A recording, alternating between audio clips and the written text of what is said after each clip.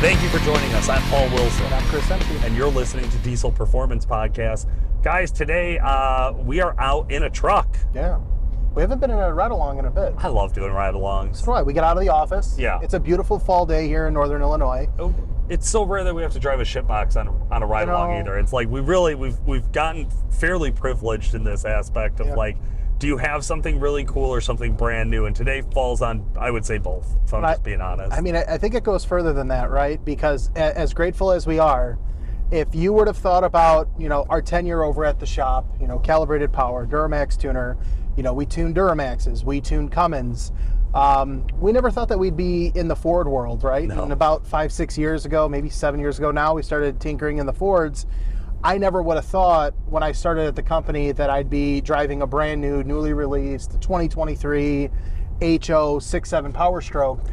Granted, I didn't know that would be a thing down the road, but Sure. it is. It's here, and we're in it, and it's super cool. It's so nice. I mean, is it gaudy that there's like silver reflective trim on the inside, and that Ford actually put Super Duty inside of the cab? I just want you to know. Yeah, it's a little gaudy. It is, but in the greatest way. Like this is, if I was designing something, this is how I would do it. I mean, way over the top, very in your face. It's very obvious that this is the nicest possible package you can put together. Yeah, well, it's definitely not the nicest, because they do have limiteds, right? So this isn't the most gaudy. Okay. But it is up there. This is a better trimmed or a better spec truck, if you will. But I mean, Ford really is saying, hey, like, we've always been known for good interiors. We've been known for good trucks. Pains me to say that. I'm not the Ford guy, but Ford's always had a really nice or a superior truck. They've always been known for kind of being the staple of a good interior. Yeah. Even in the early 2000s, 2010s, Ford has always been ahead of its competitors when it comes to the interior layout. We've seen some of the we haven't been in a 24 Duramax yet, but we've seen the new screen display. To me, it's a little awkward. I'm more in favor of the Ram. I like that screen, but again, it is a little awkward in the interior layout in the center and the dash. I'll say the screen in this is so nice, about the size of my first TV when I lived alone. Yeah, 100%. Like this is, it's I don't know, I don't know the size. A 20-inch screen, it's enormous. It's recessed into the dash. It's not in the way. There's no blind spots. You can see everything really well. Like, everything about this dash is so simple. It is. Yet a lot of features exist, and it flows. Yeah. So yeah, that's a good way to put it. I have a hard time disagreeing with that. I will say the screen itself, I like your point there. Being recessed in the dash, it feels like it belongs there. Yes. It feels like the rest of the dash was designed around the screen, which is rare. Usually it kind of feels like these screens are like shoved into in between two sets of separate vehicles. But this one is done really nice. It's all touchscreen. There are no buttons to control the screen, external buttons. It looks like they're all touchscreen buttons. The external buttons around it, they're still there. They still exist. You can still do your hot and cold and all your temperature settings. Those all have external buttons. You have to think, like, in the RAM space, to navigate that's all touchscreen. Right. So, like, if in a one day your screen were to fail, like, you lose those functionalities altogether, which here, at least you have those analog buttons. You have that ability to. I like it. I like the idea, because I know, like, I've been in Jeeps and stuff where, again, it's kind of big awkwardly. I've been in Jeeps that are where it's awkwardly integrated into some of the display stuff. This looks nice. This looks simple, easy to control. My wife would be able to figure this out. It's got a couple of USB plugs, USB-C I see down there, some 12-volt adapters, some of the basics, and four-wheel drive looks like it's pretty easy to switch on and off over there. Yeah. Now, I will say, as far as like the interior layout, aside from the dash, the seats, nice leather, nice soft seats. They're very comfortable. Yeah. The steering wheel is something I want to point out. It seems like it's a bigger steering wheel than what I'm used to, and it might just be me. Okay. But it's wrapped in a nice soft leather. Like, the steering wheel is comfortable to hold on to. Like, this is very much a driver's truck, in my opinion. Yeah. Very comfortable. I've talked before, whenever we drive a Ford, about how comfortable your arm is that's on the door. That's always a big thing. Spot. It really is. But man, they do it right. And also, like, the the pistol grip on the door handle, standard like Ford always does, with a big lever that you reach inside of the door, kind of framing for. The lock and unlock, the cigarette spot, right? The windows. It's all very just intuitive. It's all just very. They did a nice job at the layout. This is some of the small like touch points that auto manufacturers commonly fuck up, if I'm just being honest. Where they'll put this stuff in weird new ways that look cool but function horribly. Ford did it right. Now this one's equipped with these giant moonroof. It's big. It's huge. Looks like there's plenty of room in the back seat. Tim's got like six car seats back there, so seems like he's good. Oh yeah, we borrowed this truck from our tuner over at the shop, Tim Mahoney. Tim's been on the show. He was just on talking DIY till I die. So yes, he might have a $3,500 Rust Bucket LB7, but he's daily driving now this 2023 6.7, and man, it's a smooth ride. We're on some of the backcountry roads out here in northern Illinois. It does not drive like a full-size truck. Yeah. One thing that I'd noticed, like we haven't gotten into the heart and soul of the truck, but you know, I gotta tell you, from anybody that would call in saying that they have a 7.3 gas engine, or you know, maybe they have a 6.7 standard output versus, you know, the 6.7 high output, the trucks themselves are bitching. Like these are nice trucks to drive. Yeah, they tuned the suspension to actually enjoy being in a truck. We're going over some harsher spots here. These are backcountry roads, nice. You know, and it does not feel like we're bumping around. I don't feel my head touching the ceiling every time. I based everything off of my belly meter. Is my belly shaking? There you go. It's not that much. Not that much for once, which is nice. Yeah. So thanks, Ford. Thank you a lot. This is it. You did mention the difference between the regular output and the high output. Now, this is a high output engine. Yep. We happen to have some inside knowledge on this high output engine, like what went into it. Yeah, well, you guys recently did a interview and kind of a breakdown with Nick Pregnance of Calibrated Power, our boss, where he had some choice words, to say the least. Nick went through it.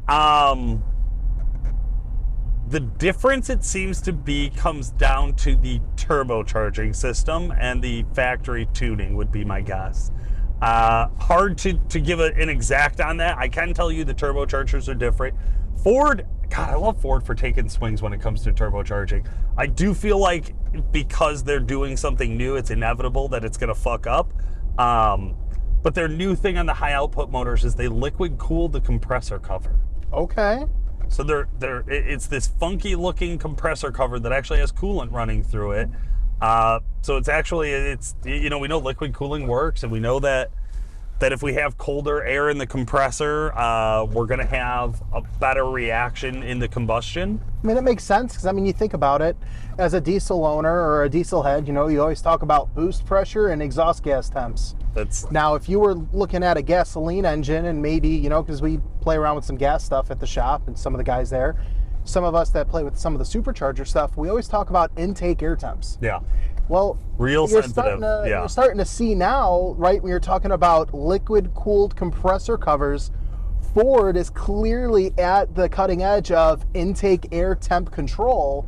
Otherwise, why would you do it? Well, okay, Ford, I just real quick, because I don't disagree with your theory here, but Ford has also done things like dual scroll turbine wheels. Have you driven a dual scroll compressor? You're right. In one of the trucks? Dual scroll compressor. Have you driven one? I have. They drive well. They drive well. That's it.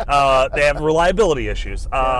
Twin turbocharging, compound turbocharging, more accurately. We love it. We've talked about it for years. We've driven tons of stuff with compound chargers. Fords work great when they're working. Then they went to the 6.7 platform. We kind of thought, okay, they're done dicking around. Now they're going to buckle down. They're going to use a Garrett turbocharger. It's essentially the exact same as what GM was running.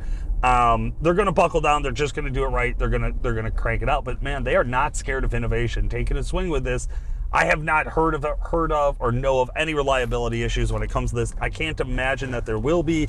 But then again, I can imagine that there will be. So I don't know. That's my take on it. It's a cool idea. I like the technology and I like the thought around it. And I think, as we play around with a lot of different engines, EcoBoost and some of the newer Cummins, intake air temps are something that us in the aftermarket, we do consider and think about and look further into when turbo development and tuning development becomes a thing. So now to see this newer technology or this newer,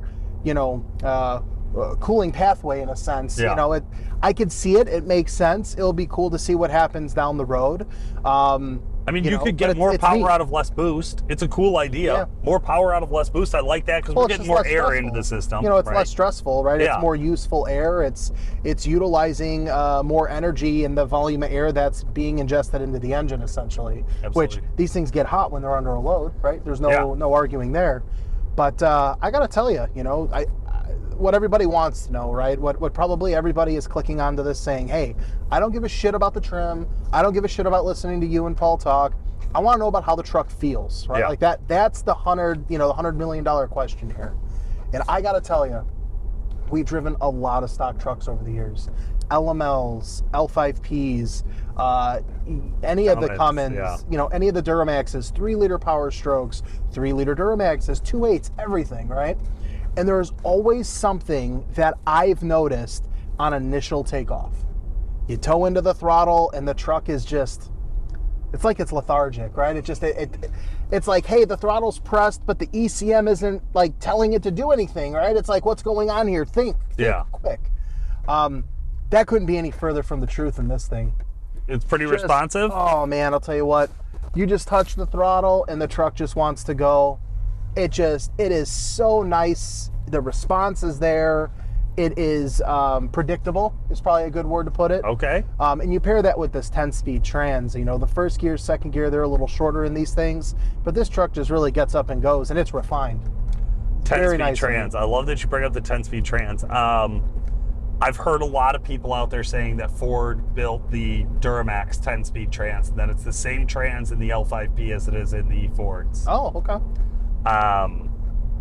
Have you dealt with this? Have you had guys talking to you about this? I've heard that there was a joint venture years back on the 10 speeds between GM and with Ford, but I was under the impression that was on like the smaller 10 speeds, like what you would find in the ZL1 Camaro or the F-150 EcoBoost, those types of vehicles. I don't know if these are the same or if they're not. But there was a video that went live about a year ago, Randy's, from Randy's Transmissions. Mm-hmm. They broke apart a 10-speed Duramax trans, an 10-speed Allison, and then a 10-speed Ford transmission. And if they were built the same, they're definitely not using the same parts. There's a lot of differences in the pickup truck 10 speeds. Yeah, I do wonder how much that joint venture has impacted just 10-speed transmissions in general. But I was going to kind of the same point you are here, that they are different. There are very distinct internal and external differerences between them. However, yes, they're of similar architecture. So I don't know enough about this to say this is one way or the other. Because it's a 10-speed? That's kind of my thing, right? It's like if you're comparing two trucks and you're like, man, I don't know, they both got pickup beds. Like, yeah, they're both 4 doors. Yeah, you're right. They got wheels and all sorts of shit the same, but they're quite different once you get to know them. I think is the thing to remember about them. Now, one of the big problems we've had on 10 speeds in the past is that they suck when you're under wide open throttle. Think you can get us on a back road here and give us a good pass on this thing, and let's see what she does. Yeah, let's get through a little bit here, and after this turn, we'll have a little straightaway. Corner's like a butte, Clark. Yeah. Yeah. There's not too much pitch and roll. I mean, it's a big truck. You're sitting up high. Oh yeah. This truck definitely gives you a feeling that it's smaller than it really is. Yeah. Yeah. I don't know if that's the gearing or that responsiveness of the truck, but this thing. So let's see here. We'll straight away and we'll roll into it. So it's got a little bit of boogie. Just clicking through. That's really not bad. No. We're at the vehicle speed limit of 99 miles an hour in Mexico. Yeah. You don't feel like we're doing 99 miles an hour. No, not at all. I mean, okay, so it's windy out. It's fall season around here. It wouldn't even shift in the 10th either. Yeah, so we're not. You know, we were there. We're not even maxing out the gears. You know, before we found something to hold us off. But man, that is smooth for where we're at. And I'm watching the wind pushing the trees here. Oh yeah. And pushing the tops of these corn stalks that are just about ready to come up. Yeah, it's cooking out here. So like to have it feel that smooth and that relaxed when you're putting it under that much load, that's always really impressive to me. And it's tough, right? You know, as we get to drive these trucks, it's difficult to not compare. Well, this truck drove like that, but that truck drove like this. Yeah. And you know, to all the guys, to your point earlier about, oh, it was a joint venture with the 10 speeds. If it was a joint venture and it's a calibration difference, or if there are hard part differences, the GM guys, the GM engineers really need to follow in Ford's footsteps, because it was one of the few times I would agree with that statement. This thing it shifts nice. I'm going to turn on this straightaway, and I'm going to give it a wide open throttle at an earlier RPM when, you know, earlier vehicle speed. But that's 4, that's 6, that's 7. See, it's a little sluggish going through the gears. As far as holding them, it's holding them longer than what, and sluggish isn't the right word. No. It's holding the gears a little bit longer than what I expected it to. Because usually with the higher amounts of gears, we get shorter times in between. But it's also skipping the shift. So when it was holding that gear longer, it was skipping up a gear. Okay, which is nice to have. Because it was wide open throttle, so it didn't have all the shift cuts, I would assume. But I could, you know, I've had the luxury of towing, not in this truck, but in a 22. And I'll tell you what, towing with a 10-speed is a game changer. Really? Oh my God. Anybody who has a 10-speed or is looking for a new truck and tows with the truck, the 10 speeds are nice, because to your point, they have the shorter gear, so they can be constantly shifting, just keeping the engine right in its operating range the entire time. Yeah. Now you don't have that RPM drop, so the truck is constantly at 1,700 to 2,000 RPM, just each gear is shifting. Well, yeah, and what I was surprised by here when you were on it there was it was holding the gears longer than I expected and getting in from out of a gear and into a gear much quicker. Than you thought, than you expected. Yes, usually we have the exact opposite problem. Usually it holds a gear only for 2 seconds, and then it feels like it takes 5 seconds to actually shift from one gear to the next. This didn't do that. This had all the positive attributes that you're looking for. No, this thing definitely does not have what I would consider an exaggerated defuel. Yeah. Man, I gotta say, just the throttle input, this feels like we're driving a tuned 20 to 22 truck. Okay. Just for all intents and purposes, it feels like we're already in a tuned truck. And this is what the factory offers. This is what Ford has said, hey, we're gonna, I don't know what, you know what the up charge is to do a high output? I've heard it is $2,500. Okay. And you get like 25 horsepower and 100 foot-pounds of torque, or 120 foot-pounds. But you get the liquid cooled compressor cover. Yep. Because the standard output doesn't have that. Does not have it. Okay. Yeah. Do you know what else comes in that HO package? You get a red 6.7 on the badge. Okay. So the badge on the door, so you get a participation is red instead of the normal color. So that's the flex. Yep. Have the HO. Yeah, they didn't make like a high output badge yet. Okay. Maybe next year. See, I would have rather like it be a black badge for HO, look nicer, and have the red badge be the standard. I mean, we're in a white truck. So like the red pops. It's hard to argue that. I guess. It definitely stands out. And Ford is kind of all about being flashy, if we're just being honest. Like, who else writes Super Duty? You know, you don't see Silverado or Ram. Oh no, wait, you do see Ram across everything. I mean, I don't know. They've all gotten a little ridiculous with it. In my opinion, it's okay, not in a bad way. I like it. I definitely enjoy it, but it's rare to find much understated. Another thing, the downshifting. You know, I come from, the Cummins world, right? And you feel every upshift and you feel every downshift, and I don't care what year it is. Sure. Well, you drive regular old clunk boxes. I do. Smooth, yeah. This thing, you don't feel the downshift. Not at all. As much as you don't feel the upshift. Like, this thing is very refined from a transmission operation. I really don't want to get out of the driver's seat. I know you probably got to get. Yeah. I'm gonna need some time behind the wheel here, but I don't want to give it up. It is smooth. This is a nice truck. Yeah. Another thing, the digital dash. So in 23, they go to a full digital gauge cluster and everything like that. So no longer the analog gauges. I don't know how I feel about that just yet. I guess both you and I have come up driving shit boxes that are older and broken down, so we've seen what stuff doesn't last 20 years. Yep. So you got to imagine getting this truck 20 years from now. It's going to be like one of those where you're like, oh yeah, no, just every one of these 23s needs a new dash, right? There's going to be like some wiring kit that'll be on the market where you can plug into the dash and then plug into a tablet or like an iPad. That way you have a dash, but so you don't have to buy a replacement dash. If you think about it, we know analog gauges and analog dashes that are also notorious for failure. They do.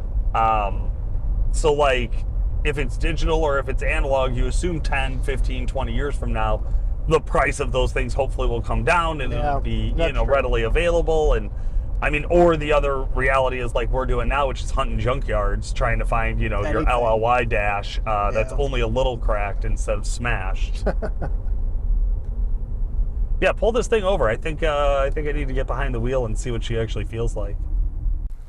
Chris, we've just swapped, and I'm looking down at the digital dash, and there's a picture of all of the seat belts and green check marks. The seat turns green, and a check mark comes up. Well, safety first. When the seat belts are clicked. That's fancy. Yeah. It's just, that's fancy. All right, let's beat on somebody else's truck here. No, I'm just joking. We're going to go nice and smooth. Steering, I've been in a lot of these brand new trucks that I get into it, and I'm like, is the steering wheel too responsive? Is it not responsive enough? Like, how smooth does it feel to drive? And I'll tell you this one feels just right. The steering wheel to me feels very light. It does, yeah. It's very effortless to turn. Yeah, like there's nothing there. There's nothing there. I don't know if that's the size of the steering wheel, because like I said, I feel like the steering wheel might be a little bit on the bigger side. I could be completely wrong. Maybe it's the wrapping and the thickness of the steering wheel and how it's proportioned. Okay. Don't know. Maybe it's the lightness. Maybe it's just the way the assisting of the steering is, the power steering. Yeah, like there's no resistance to turning the wheel. All. Like my kids could do it with their fingertips, of course. But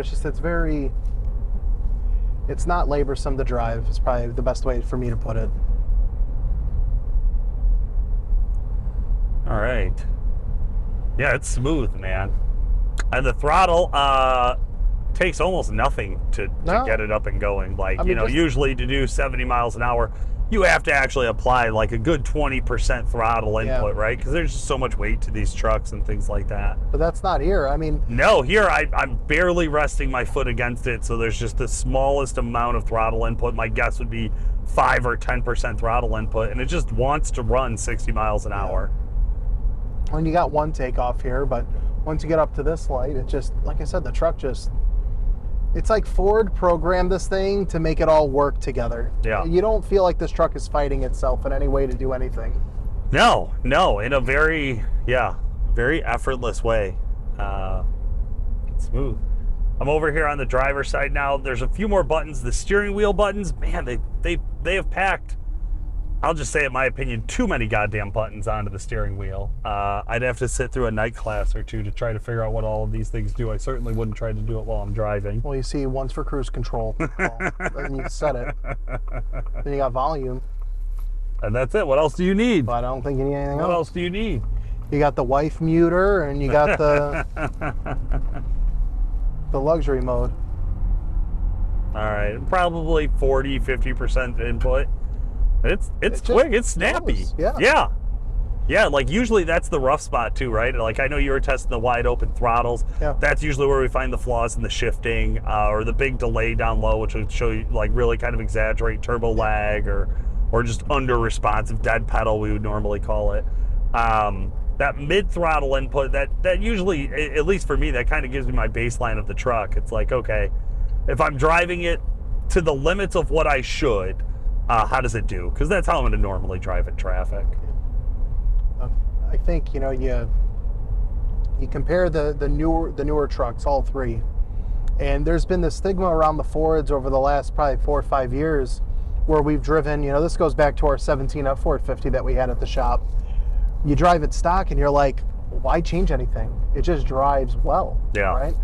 Where, you have the Ram or even the GM, there are some loose ends that, we can get in and be like, oh, I would change this and I want to change this and I want to change that. But you drive this thing and, everybody wants more power. Everybody wants, a quicker shift. Everybody wants, a little bit broader of a torque curve, especially coming from a tuned truck. You get this new truck that's badass, and it's like, okay, well, if my old truck was badass with a tune and this new truck is that much more badass, how much better could the truck perform, right? That's just the natural instincts as a diesel truck owner, I feel. But you get in this thing, like, I don't know if there's a lot that I could pick apart to be like, this is really, really killing me. I need to put a calibration on here to fix this. Granted, more is better, but the truck does drive well under its factory configuration. I don't disagree with you, but I did hear very similar things the first time I got into an L5P with Nick. Okay. And I did hear very similar things the first time I got into the previous generations of this 6.7. Was like, damn, it's already so good. Why would anybody do it? And I think the L5P, I heard that a lot more. Just because the LML had such a dramatic dead pedal, it was such a problem that, like, your wife would drive it and she would talk about, this horrible dead pedal and why won't this thing get out of its own way. And the L5P, they really worked on correcting that. 17 and newer Duramaxes, they got a lot better. With this, I would say yes. I would say there's no standout, like, I got home and complained about it type of problem. Yeah. I agree there. I think that's a fair statement. You do a turbo upgrade down the road or you do different tires. That's going to warrant calibration change to take place. Yeah. But I mean, if I bought this truck and I called the tuning company, I called Calibrated Power, like, hey, is there 23 support? I need to get this thing tuned. And someone on the other line would be like, well, no, it's not available yet, or whatever that case may be. I wouldn't get off the phone upset. Yeah. Fair. It's like, okay, I understand it's a new platform, which this is. Yeah. But, it's just little things like that, because generally when you get these newer trucks, with newer ECMs and the different ECM support, it can take a couple of years. It could take a year or two for that support to be available. Sure. And I think there's a different, breed of people buying brand new trucks like this. What makes you think that? You have to be in a certain income bracket just to be able to consider it. I mean, let's just be honest. These trucks, when we were coming up and you had a $40,000 truck, that was really expensive. But somebody who had like a pretty good union job, like, that really wasn't shit to them. Now trucks are, 70, 80, 90, 100, $110,000. That guy with a really good union job, he may not consider jumping straight into a $900 a month payment for the next 8 years or whatever it is, right? So, no, I mean, the cost of these trucks are going up dramatically, right? We've seen that over the last 3 or 4 years. Yeah. Right. You're getting a lot of truck for the money, though, and I think that's something that also needs to be considered. To compare this to a truck that was for $40,000-$50,000 when we were, coming up in the late, 2000s, early 20-teens. So 6.4? A 6.4, or let's say, the early 20-teens, early 6.7. Early 6.7, yeah. We'll talk one of these trucks 10 to 15 years, and compare it. There isn't a comparison. Like, there really isn't much of a comparison besides, yes, it's a truck that you can get 4 or 2 doors, that's four-wheel drive with a bed. Like, the technology, the refinement, the power capabilities, the torque output, everything about this truck is more. Yeah. Yeah, there has been a dramatic escalation, not only in price, but in performance and what you get for it. That's a good point to make. You're getting a lot of bang for your buck. I think it's always interesting when we get into these and you think about all of the engineering that had to go into not just the injectors and the CP3 and the turbo and the transmission, but every little thing inside the vehicle. I mean, I'm seeing contactless charger spots, phone spots, little cubbies, the way the vents point. My ass on this side is freezing cold. I assume he has the heat cooler, cranked all the way up. Vent on, all the way. No sense that we got to work and not be comfortable. Yeah. Fair. This is a hard job, so we do deserve every inch of comfort we can scrape from it. Yeah. Jesus, I can't believe we still get to do this podcast, guys. Thank you so much for listening to the podcast. We do have some changes coming up to the format here in the near future. We're going to be announcing them on an episode here in the next couple of weeks, so stick along with us. Things are great. I think the show's only going to get better, so we're excited for that. For today, this has been Paul Wilson. And Chris Ehmke. Thanks so much for listening. Thanks for joining us today, guys. This has been Paul Wilson. And Chris Ehmke. Make sure to like and subscribe, and we'll talk to you again soon. All right, on that note of not giving a shit, let's start recording. Fuck this.